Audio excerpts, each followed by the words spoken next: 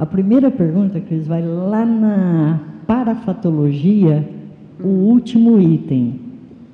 As contribuições do amparador extrafísico enumerador para a implantação da conscienciologia. Fala um pouquinho para nós, se bem que no curso eu fiz, para não deixar a turma ficar chupando o dedo, fala um pouquinho para nós a respeito.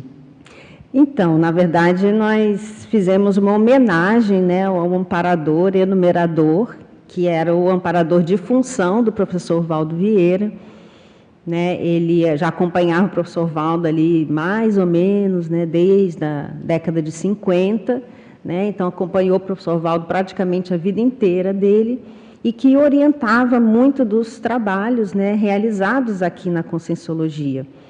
Então, a segunda semana, né, de holopsicologia, a gente quis fazer essa homenagem ao enumerador, junto com o professor Valdo, claro, né, pelo trabalho que os dois desenvolveram, né? Então, o professor Valdo dizia que o enumerador era o ghostwriter, né, de todas as suas obras, de todas as suas GESCONs, né? Está lá no livro Zéfiro, né, da professora Mabel.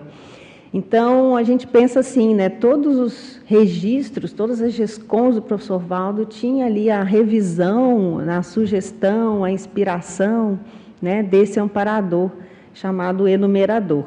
O professor Valdo já deu esse nome para ele, enumerador, justamente por ele ter essa habilidade, né, de enumerar, de fazer listagens. Mas eram mais do que listagens, né? Então, o professor Valdo também fazia, às vezes, uma nuance de diferença entre a listagem e a enumeração. Ele já quis usar o termo enumeração justamente para distinguir do termo listagem.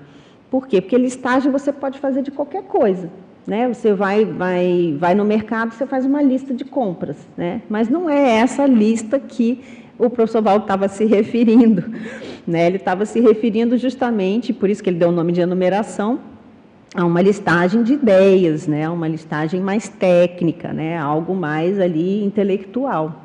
Então, por isso ele utilizava o termo enumeração e deu esse apelido de enumerador para essa consciência extrafísica.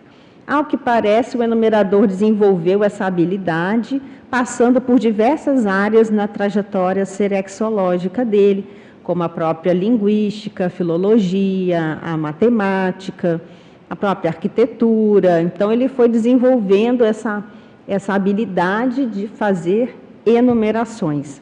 E lá no curso, a gente citou uma série de intervenções que o enumerador fez no sentido de desenvolver a conscienciologia. Então, até para um verbete anterior que eu defendi, que foi o Parasociografia, eu fui olhar minhas coisas antigas, anotações antigas, né, da conscienciologia, e eu encontrei uma anotação onde o professor Valdo dizia que quem tinha sugerido começar a dar início ali ao processo de itinerância dos professores, né, do Instituto Internacional de Projeciologia, ali no início da década de 90, logo depois que o Instituto foi fundado, em 88, foi o enumerador que sugeriu para ele que os professores começassem a itinerar.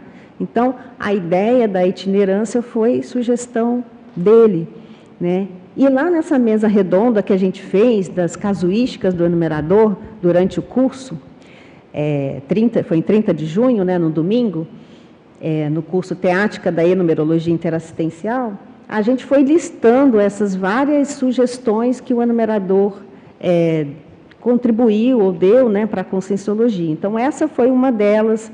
O professor Everton Santos trouxe também a informação de que foi o enumerador que trouxe o nome Cognópolis, que sugeriu o nome Cognópolis, né, para ser dado aqui para o bairro. A questão também de ir lá buscar os livros, né, a biblioteca do professor Valdo lá em Uberaba. Então, também foi sugestão do enumerador para ele ir lá buscar, né, esses livros. E várias outras condições, né, que ao longo da história da conscienciologia, né, que foram acontecendo. Eu trouxe aqui até a apostila que o professor Eduardo Azevedo organizou para essa mesa das casuísticas da Consciex Enumerador, e tem várias aqui situações. Então, Por exemplo, essa questão do perfil, né, do enumerador, né, que eles já parece que conviviam, né, o professor Valdo e o enumerador, desde a época lá do Confúcio, né, que ambos teriam sido discípulos ali do Confúcio e já mexiam com o processo de enumeração desde essa época.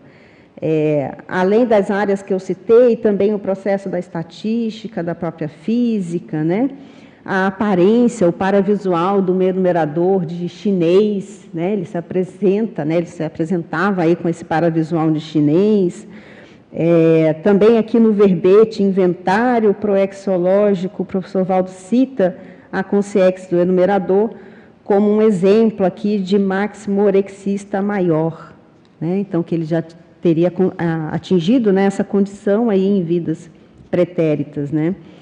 A condição também dele ter passado ou acompanhado, e isso surpreendia até mesmo o professor Valdo, né, a condição da transmigração extrafísica, que o professor Valdo pôde acompanhar na época do Centro da Consciência Contínua, e o enumerador, ele presenciou isso daí e ficou muito impactado com esse processo da transmigração, porque identificou colegas deles, né, do enumerador e do professor Valdo, já de muitas vidas e que estavam sendo transmigrados, né, e que o professor Valdo sempre dizia isso, que ele nunca tinha visto o enumerador sensibilizado do jeito que ele ficou, né, porque uma até dos trafores que o professor Valdo atribuía a ele era a questão dele ser inabalável. Então, é interessante isso, né, porque foi uma condição muito específica, né? E essa condição foi muito delicada, né?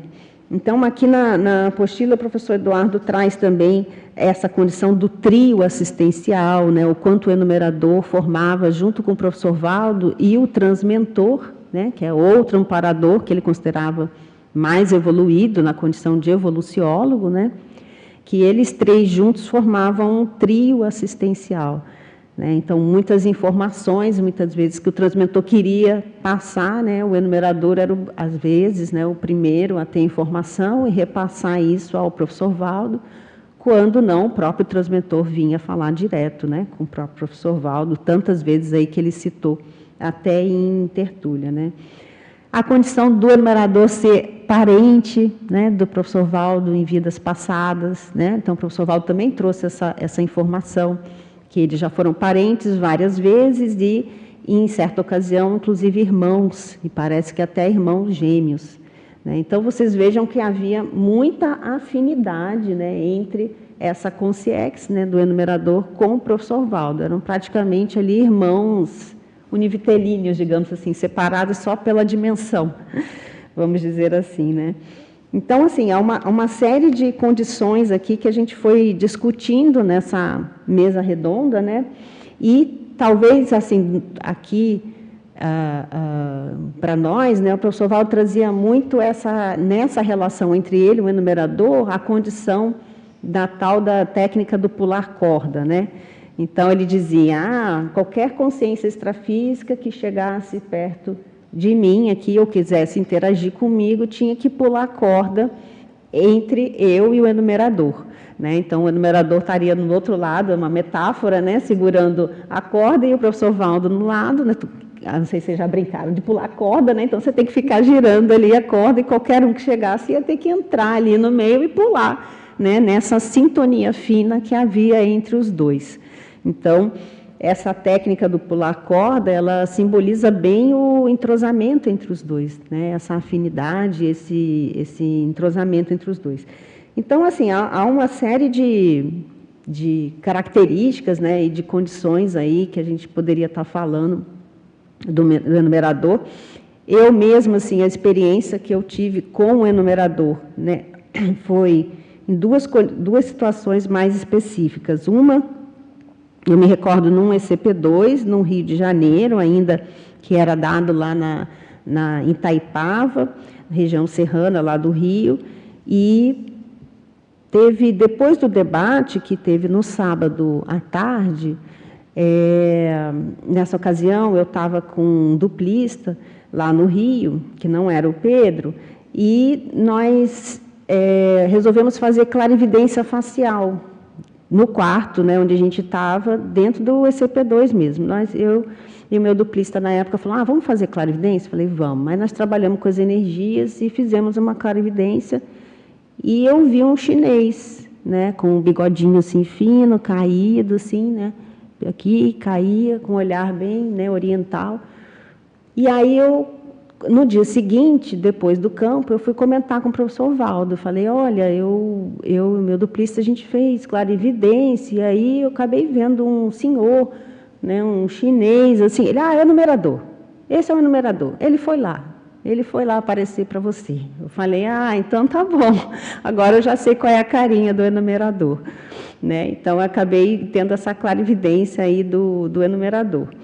E também, uma outra situação era no próprio holociclo, né? Então, todas as vezes que eu mexia com listagens, principalmente o documento das pontuações do CAEC, onde a gente coloca os números, né, e os itens do acervo, dos artefatos de saber que o CAEC tem, e também a própria listagem do nome dos voluntários que migraram, né, para a Foz do Iguaçu. Então, toda vez que eu mexia com essas listagens, o professor Valdo me disse, né, que o enumerador estava me acompanhando, né? Então, ele estava ali ajudando justamente para que tudo saísse o mais, né, fidedigno, o mais correto possível nesses documentos que são públicos, né, e que são muito utilizados aí pela nossa comunidade, né? Então, esses foram, assim, os meus contatos, assim, mais diretos, né, também com o enumerador. Muito bom. E o curso foi ótimo, eu amei. Foi muito bacana mesmo, modéstia à parte, foi muito interessante, porque foi uma coisa totalmente nova que a gente fez, né? Essa mesa de debates, e também acho que todo o curso acabou ficando diferente, assim, né? Ficou bem... Foi ótimo. Agora...